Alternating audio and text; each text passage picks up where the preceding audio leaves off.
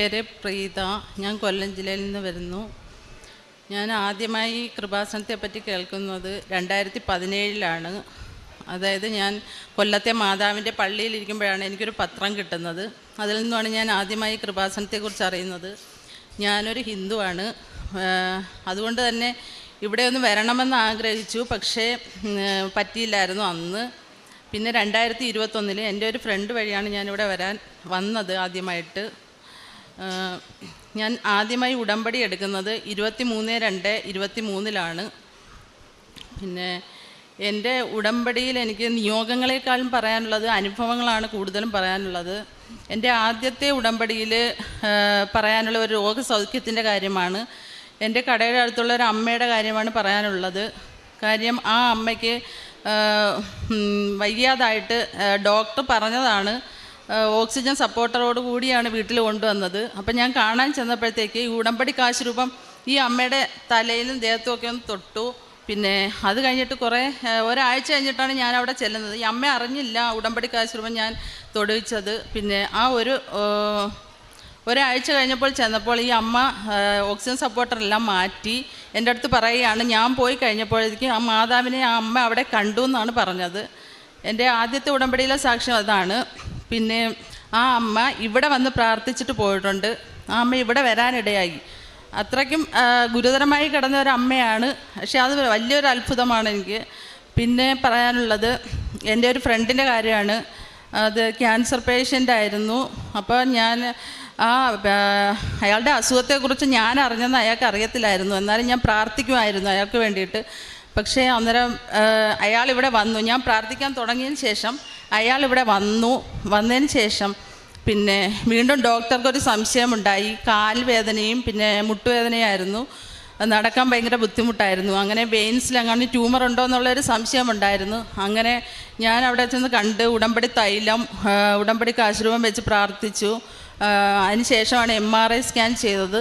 അപ്പോഴത്തേക്ക് ഡോക്ടർ പറഞ്ഞത് ഒന്നുമില്ല, ഇനി എന്നെ കാണാൻ വരണ്ടെന്നാണ് പറഞ്ഞത്. അത് എൻ്റെ രണ്ടാമത്തെ സാക്ഷ്യം. പിന്നെ എൻ്റെ നിയോഗങ്ങളിൽ സാധിച്ചതെന്ന് പറഞ്ഞാൽ എൻ്റെ ഹസ്ബൻഡിൻ്റെ ബിസിനസ്സാണ്. അപ്പോൾ ഒരു ബിസിനസ് ലോൺ ഉണ്ടായിരുന്നു.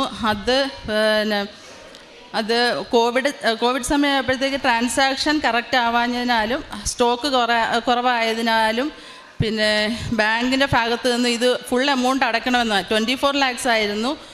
ഫുൾ എമൗണ്ട് അടയ്ക്കണമെന്നായിരുന്നു. അങ്ങനെ 7 ദിവസത്തിനകം അടയ്ക്കണമെന്ന് പറഞ്ഞു. ഞാൻ പിറ്റേന്ന് തന്നെ ഇവിടെ വന്ന് ഉടമ്പടി പുതുക്കി മാതാവിനോട് പ്രാർത്ഥിച്ചതിൻ്റെ ഫലമായിട്ട് അത് 1 വർഷത്തേക്ക് ഗഡുക്കളായി അടച്ചാൽ മതിയെന്നുള്ള തീരുമാനമായി. അതെൻ്റെ മൂന്നാമത്തെ സാക്ഷ്യമാണ്. പിന്നെ എനിക്ക് ഉടമ്പടിയിൽ പറയാനുള്ളത്, എൻ്റെ ഉടമ്പടിയിൽ 13ാമത്തെ ദിവസം ഞാൻ ഇങ്ങനെ എപ്പോഴും പ്രാർത്ഥിക്കുമായിരുന്നു. പിന്നെ എല്ലാവരുടെയും സ്വപ്നത്തിൽ മാതാവ് വരുന്നു, സുഗന്ധാഭിഷേകം നടക്കുന്നു, എനിക്ക് മാത്രം ഇതൊന്നും ഇല്ലല്ലോ എന്ന് ഞാൻ ഇങ്ങനെ എന്നും പ്രാർത്ഥിക്കുമായിരുന്നു. അങ്ങനെ ഒരു ദിവസം ഞാൻ ഒറ്റയ്ക്കേ ഉള്ളൂ വീട്ടിൽ. അങ്ങനെ രാവിലെ ഒരു 9:45 സമയമാകും. ഇങ്ങനെ ബെല്ലടിക്കുന്നു. അങ്ങനെ ഞാൻ വന്ന് കതവ് തുറന്നപ്പോഴത്തേക്ക് ഒരമ്മയാണ്. അമ്മ അവിടെ ഇരിക്കുകയാണ്, സിറ്റ് ഔട്ടിൽ ഇരിക്കുന്നു. അപ്പോൾ ഒന്നും പറഞ്ഞില്ല. ഞാൻ എൻ്റെ അടുത്ത് ഇങ്ങനെ പറഞ്ഞത് വേളാങ്കണ്ണിയിൽ നിന്ന് വരുവാൻ ഞാൻ, പിന്നെ മോളെന്താ അങ്ങോട്ട് വരാത്തത്, ഇങ്ങനെ മാത്രമാണ് ചോദിച്ചത്. എൻ്റെ പേര് ചോദിച്ചില്ല, ഞാൻ ആരെന്നോ എന്തോന്നോ ഒന്നും ചോദിക്കുന്നില്ല. പക്ഷേ പിന്നെ എൻ്റെ അടുത്തൊരു സാരി ചോദിച്ചു. ഞാൻ പുതിയ സാരി തന്നെ എടുത്തുകൊണ്ട് കൊടുത്തു. പിന്നെ വെള്ളം ചോദിച്ചു, പിന്നെ പൈസ കൊടുത്തു. അങ്ങനെ പൈസയ്ക്ക് വേണ്ടി വന്ന ഒരു അമ്മയെ അല്ല അത്. ഞാൻ പിന്നെ പരിചയപ്പെടുത്തിയത് മുസ്ലിം അമ്മയാണ്. ഇതേ ഡ്രസ്സ്, വയലറ്റ് ഷോള് ഒക്കെ ആയിട്ട് 2 സൈഡ് മൂക്കുത്തി, തമിഴാണ് സംസാരിക്കുന്നത്. അങ്ങനെ ആ അമ്മ എൻ്റെ അടുത്ത് 7 പ്രാവശ്യം വന്നിട്ടുണ്ട്. അങ്ങനെ ഞാനിവിടെ ഉടമ്പടി പുതുക്കാൻ വന്നപ്പോഴത്തേക്ക് എൻ്റെ അടുത്തിരുന്ന കുട്ടിയെടുത്ത് ഞാൻ ഈ കാര്യം പറഞ്ഞു. അപ്പോൾ പറഞ്ഞു, ചേച്ചി ഇവിടെ നിന്ന് പ്രാർത്ഥിച്ചിട്ട് ഒന്നും കൂടി ആ അമ്മയാണെങ്കിൽ ഒന്നും കൂടി എൻ്റെ അടുത്ത് വരാൻ. അങ്ങനെ ഞാൻ വീണ്ടും പ്രാർത്ഥിച്ചു. പിന്നെ അമ്മയാണെങ്കിൽ ഞാൻ വീടിന് പുറത്തല്ലേ ഇരുത്തിയത്, ഞാൻ അകത്തോട്ട് വിളിച്ചില്ലല്ലോ എന്നൊക്കെ. അങ്ങനെ വീണ്ടും ഈ 2ാമത്തെ ഉടമ്പടി കഴിഞ്ഞതിന് ശേഷം ഒരു ദിവസം ഞങ്ങൾ ഷോപ്പിലേക്ക് പോകാനായിട്ട് ഇറങ്ങിയപ്പോഴത്തേക്കാണ് ഈ അമ്മ വരുന്നു. അപ്പോഴത്തേക്ക് എൻ്റെ ഹസ്ബൻഡിന് ആദ്യമൊന്നും ഒരു വിശ്വാസവും ഇല്ലായിരുന്നു. അപ്പോഴത്തേക്കൊക്കെ കുറേ വിശ്വാസമായി. അപ്പോൾ ഈ അമ്മ വരുന്നു. അപ്പോൾ എൻ്റെ അടുത്ത് പറഞ്ഞു, ദാണ്ട അമ്മ വരുന്നുണ്ട് എന്ന് പറഞ്ഞു. ഞാൻ പറഞ്ഞ് എന്നാൽ പൊയ്ക്കോ, ഞാൻ ഇവിടെ ഇച്ചിരി നേരം ഇരിക്കട്ടെ എന്ന് പറഞ്ഞു. അങ്ങനെ ഇരുന്നു. പിന്നെ കുറേ സമയം ഒരു 10 മിനിറ്റൊക്കെ ഇരിക്കത്തുള്ളൂ, സംസാരിക്കും. കുറേ തമിഴാണ്, എനിക്ക് കുറേ ഒന്നും മനസ്സിലാകത്തില്ല പറയുന്നത്. പക്ഷേ എന്നോട് ഭയങ്കര സ്നേഹത്തെയാണ് സംസാരിക്കുന്നത്. എൻ്റെ പെറ്റതായേക്കാട്ടിലും നിന്നോട് എനിക്ക് സ്നേഹമാണ്, ഇങ്ങനെയൊക്കെ പറയുന്നത്. എൻ്റെ പേര് പോലും ചോദിച്ചിട്ടില്ല ഇതുവരെ. അങ്ങനെ ആ അമ്മ അപ്പം പിന്നെ എൻ്റെ ഹസ്ബൻഡ് എന്നെ വിളിക്കാൻ വന്നപ്പോഴത്തേക്ക് ഞാൻ പോയി കുറേ നേരം സംസാരിച്ചിട്ട്. ഞങ്ങൾ ഉച്ചയ്ക്ക് തിരിച്ചു വന്നപ്പോഴേ ഈ അമ്മ അവിടെ സിറ്റൗട്ടിൽ കിടക്കുകയാണ് ചെയ്യുന്നത്. ഞാൻ അതിന് മുന്നേ ഇങ്ങനെ പ്രാർത്ഥിച്ചായിരുന്നു. ആ അമ്മയാണെങ്കിൽ ഒരു പ്രാവശ്യം കൂടി എൻ്റെ അടുത്ത് ഇവിടെ നിന്ന് പ്രാർത്ഥിച്ച് ഒന്ന് വരണം അന്ന്. അതേ കണക്ക് തന്നെ ഞാൻ വന്നിട്ടും ഞാൻ പോയിട്ട് അമ്മ പോയില്ല, അവിടെ തന്നെ കിടന്ന് സിറ്റൗട്ടിൽ കിടന്ന്. ഞാൻ തിരിച്ചു വന്ന് ഉച്ചയ്ക്ക് അങ്ങനെ ഊണ് കഴിക്കാൻ വിളിച്ച് അകത്ത് വിളിച്ചു, ഊണ് കഴിച്ചു. പിന്നെ എന്നിട്ടും പോകുന്നില്ല. പിന്നെ അവിടെ കിടന്ന് വൈകുന്നേരമായിട്ടാണ് പോയത്. അത് എനിക്ക് ഈ ഉടമ്പടിയിലുണ്ടായൊരു അത്ഭുതമായിട്ടുള്ള ഒരു കാര്യമാണത്. പിന്നെ എനിക്ക് പറയാനുള്ളത്, ഈ അമ്മ വന്നു കഴിഞ്ഞിട്ട് എനിക്ക് ആകെ കൺഫ്യൂഷനായിരുന്നു. ഇങ്ങനെ എപ്പോഴും ഞാൻ പ്രാർത്ഥിക്കുമായിരുന്നു, ഇത് എന്തായിരിക്കും, ഇത് ചുമ്മാതാണോ, ഇതെന്തുവാണ്. ആ അമ്മ പൈസയ്ക്കൊന്നും അല്ല വരുന്നത്, നല്ല നീറ്റാണ്, നീറ്റ് ഡ്രസ്സാണ്, നല്ലൊരു ഐശ്വര്യമുള്ള അമ്മ, രണ്ടപ്പുറത്തും ഇപ്പുറത്തും മൂക്കുത്തിയൊക്കെ ഇട്ട്. അപ്പോഴത്തേക്ക് ഞാൻ ഒരു ദിവസം ഇങ്ങനെ പ്രാർത്ഥന ചൊല്ലിക്കഴിഞ്ഞിട്ട് ഇങ്ങനെ പ്രാർത്ഥിച്ച് ഞാൻ ജപമാല ചൊല്ലുമായിരുന്നു. ജപമാല അറിയത്തില്ലായിരുന്നു, എന്നാലും ഞാൻ പഠിച്ചെടുത്ത് ചൊല്ലുമായിരുന്നു.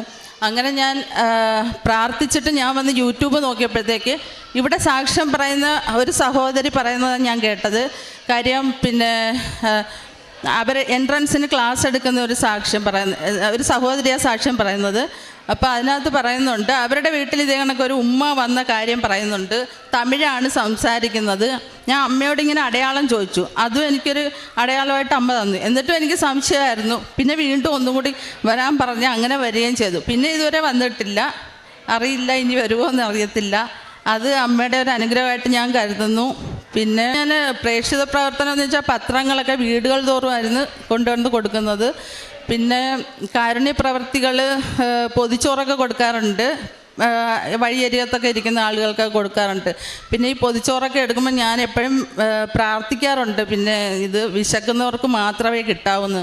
അങ്ങനെ ഒരു അനുഭവം ഉണ്ടായിട്ടുണ്ട്. കാര്യം ഞാൻ അങ്ങനെ പള്ളിയുടെ അടുത്തൊക്കെ ഇരിക്കുന്നവർക്ക് പൊതിച്ചോറുമായിട്ട് ഒരിക്കൽ പോയപ്പോൾ എനിക്കിങ്ങനെ മനസ്സിൽ തോന്നുകയാണ്, മാതാവ് തന്നെ നമ്മളെ കൊണ്ടുവന്ന് എത്തിക്കുമെന്നുള്ളതാണ്. ഡിസ്ട്രിക്ട് ഹോസ്പിറ്റലിലോട്ട് പോകുമെന്ന് പറയുന്നു. അങ്ങനെ ഞാൻ ഹസ്ബൻഡിൻ്റെ അടുത്ത് പറഞ്ഞു, അങ്ങോട്ട് കൊണ്ടുപോയാൽ മതിയെന്ന്. അങ്ങനെ അവിടെ ചെന്നപ്പോഴത്തേക്ക് ക്യാൻസർ വാർഡിൽ ഒരമ്മയാണ്, അവർക്ക് ഫുഡ് വാങ്ങിക്കാനൊന്നും പൈസ ഇല്ല. ഒരമ്മയാണ്, ഇങ്ങനെ ബ്രസ്റ്റ് ക്യാൻസർ ആയിരുന്നു. അപ്പോഴത്തേക്ക് ആ മോളും അമ്മയും 5 പേഷ്യൻ്റ് ഉണ്ടായിരുന്നു. അവർക്കെല്ലാം ചോറ് കൊടുത്തു കഴിഞ്ഞിട്ട് ഞാൻ ഇരുന്നപ്പോഴത്തേക്ക് ആ അമ്മ ഇങ്ങനെ വേദന കൊണ്ടെന്ന് പറഞ്ഞാൽ ബ്രസ്റ്റിൽ പുഴുവായി. അങ്ങനെ ആ വേദന കൊണ്ട് കരയുന്നില്ല, കടിച്ചമർത്തിയിരിക്കുന്ന ഒരു കാഴ്ച കണ്ടത്. അപ്പം ഞാൻ വിചാരിച്ചു, ഞാൻ അങ്ങനെ കാശ് രൂപ വെച്ചൊക്കെ പ്രാർത്ഥിച്ചു. വീണ്ടും ഞാൻ ഞായറാഴ്ച വീണ്ടും അമ്മയെ കാണാൻ ചെന്നപ്പോഴത്തേക്ക് ആ അമ്മ സംസാരിച്ചന്ന് കുറേ കുറഞ്ഞു, വേദനയൊക്കെ കുറേ കുറഞ്ഞു. ഇപ്പം എനിക്കറിയത്തില്ല ഏത് കണ്ടീഷനാണെന്ന് അറിയത്തില്ല. ക്യാൻസറിൻ്റെ 4th സ്റ്റേജ് ആയിരുന്നു അത്. പക്ഷേ ആ അമ്മയുടെ ബ്രസ്റ്റിൻ്റെ അവിടെ ബ്രസ്റ്റൊക്കെ എടുത്തതാണ്. പക്ഷേ അവിടുന്ന് പുഴുവിനെ എടുക്കുന്നതെന്നൊക്കെ പറഞ്ഞപ്പോഴത്തേക്ക് ഞാൻ കരഞ്ഞുപോയി. ഞാൻ അപ്പുറത്ത് പള്ളിയിൽ ചെന്നിട്ട് ഞാൻ കരഞ്ഞ് പ്രാർത്ഥിച്ച്. നമ്മുടെ നിയോഗങ്ങളൊന്നുമല്ല ഞാൻ മറ്റുള്ളവർക്ക് വേണ്ടി ഇപ്പോൾ പ്രാർത്ഥിക്കുന്നത്. കാര്യം ഓരോ ഉടമ്പടി പുതുക്കുമ്പോഴും നമ്മൾ ഒന്ന് പഠിച്ചു വരികയാണ്. ഇവിടുത്തെ അച്ഛൻ്റെ ധ്യാനങ്ങളെല്ലാം കൂടാറുണ്ട്, പിന്നെ ബൈബിൾ വായിക്കാറുണ്ട്, പിന്നെ എല്ലാം കൃത്യമായിട്ട് തന്നെ ചെയ്യാറുണ്ട്. പിന്നെ മാതാവിനോടുള്ള എൻ്റെ അടുപ്പം ഇവിടെ വന്ന് തുടങ്ങിയതല്ല, എൻ്റെ കുഞ്ഞുനാൾ മുതലേ. ഞാൻ ഒരു ഹിന്ദു ആണെങ്കിലും കുഞ്ഞുനാൾ മുതലേ ഈ മാതാവിൻ്റെ ഫോട്ടോയൊക്കെ കാണുമ്പോൾ ഞാൻ ഇങ്ങനെ കട്ട് ചെയ്ത് ഞാൻ ബുക്കിലൊക്കെ വെക്കുമായിരുന്നു. എന്തോ ഒരു ഇഷ്ടം മാതാവിനോടുണ്ടായിരുന്നു. അങ്ങനെ പിന്നെ അതൊരു കാര്യം. പിന്നെ എനിക്ക് പറയാനുള്ളത്, പിന്നെ ഞാൻ ഒരു സ്വപ്നം കാണുകയാണ് ഒരു ദിവസം. കാര്യം എൻ്റെ ജീവിതത്തിൽ ഒരുപാട് കഷ്ടപ്പാടുകളാണ് ഇപ്പം ഈ ഉടമ്പടി എടുത്തതിന് ശേഷം വരുന്നത്. പക്ഷേ അത് ഞാൻ മാതാവിൻ്റെ പരീക്ഷണങ്ങളായിട്ട് കാണുന്നു. പക്ഷേ അന്നേരം ഞാൻ ഈ ഒരു സ്വപ്നം കാണുകയാണ്, ഇങ്ങനെ എൻ്റെ കൂടെ ആരോ ഉണ്ട്, നടക്കുന്നുണ്ട്. എൻ്റെ കൂടെ ആരോ നിന്നിട്ടിങ്ങനെ പറയുക, ഇങ്ങനെ കുറേ സ്ഥലങ്ങളിങ്ങനെ പാമ്പ്, തേള്, ഇങ്ങനെയൊക്കെയുള്ള കുറേ ജീവികളിങ്ങനെ കിടക്കുന്നു. എൻ്റെ അടുത്ത് പറയാം, നീ ഇത് ചവിട്ടിയിട്ട് അപ്പുറത്ത് കടക്കണം എന്നാലേ പറ്റുമെന്ന്. അപ്പം ഞാൻ പറയുന്നത് എനിക്ക് പറ്റത്തില്ല, ഇതൊക്കെ എൻ്റെ ദേഹത്ത് കയറുമല്ലോ എന്ന് ഞാൻ ഇങ്ങനെ പറയുന്നത്. അപ്പോഴത്തേക്ക് എൻ്റെ കൂടെ ആരാ നിൽക്കുന്നതെന്ന് അറിയത്തില്ല, ഈ അമ്മ തന്നെ ആയിരിക്കും. അങ്ങനെ ഞാൻ അത് കടക്കുന്നു എന്ന് കാണുന്നു. പിന്നെ ഒന്നും കണ്ടില്ല.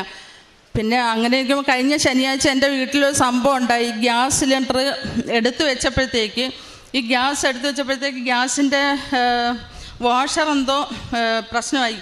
റെഗുലേറ്റർ ഊരിയപ്പോഴത്തേക്ക് ഫുൾ ഗ്യാസ് വീട്ടിൽ മുഴുക്കയായി.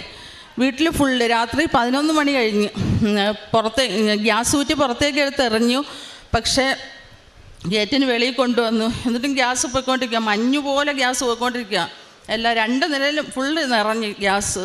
പിന്നെ ഞാൻ സത്യം പറഞ്ഞാൽ അന്നേരം എന്തെങ്കിലും ഒരു സ്പാർക്ക് ഉണ്ടായിരുന്നെങ്കിൽ എനിക്ക് മനസ്സിലായി അന്നേരം അമ്മ എന്നെ കാണിച്ചു തന്ന ആ സ്വപ്നം അതായിരുന്നു എന്നാണ് ഞാൻ വിശ്വസിക്കുന്നത്. എന്തോ ഒരു ദുരന്തം മാറിപ്പോയതാണ്. അതുകൊണ്ട് തന്നെ ഞാൻ നിയോഗങ്ങൾ വെച്ച് പ്രാർത്ഥിക്കുന്നില്ല. നമ്മളെ അമ്മ എൻ്റെ കൂടെ തന്നെ ഉണ്ടെന്ന് എനിക്ക് വിശ്വാസമുണ്ട്.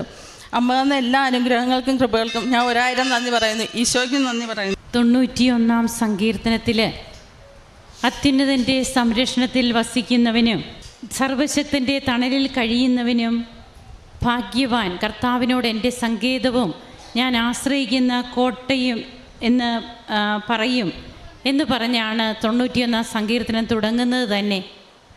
അവിടെ വീണ്ടും നമുക്ക് സങ്കീർത്തനത്തിൽ വായിച്ചു പോകുമ്പോൾ നമുക്ക് 11-ാം തിരുവചനത്തിൽ ഇപ്രകാരം കാണുവാൻ സാധിക്കും. നിൻ്റെ വഴികളിൽ നിന്നെ കാത്തുപാലിക്കാൻ അവിടുന്ന് തൻ്റെ ദൂതന്മാരോട് കൽപ്പിക്കും. സിംഹത്തിൻ്റെയും അണലിയുടെയും മേൽ നീ ചവിട്ടി നടക്കും.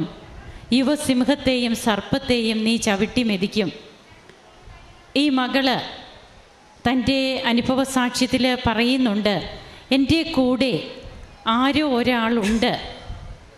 ഞാനൊരു സ്വപ്നം കാണുന്നു. അപ്പോൾ എന്നോട് ആ വ്യക്തി പറയുന്ന അതായത് ഒരു സ്വരം ഉള്ളിൽ നിന്ന് പറയുന്നു. താൻ കാണുന്ന സ്വപ്നം എന്താണെന്ന് പറഞ്ഞു. താൻ കടന്നു പോകേണ്ട വഴികളിൽ കുറച്ച്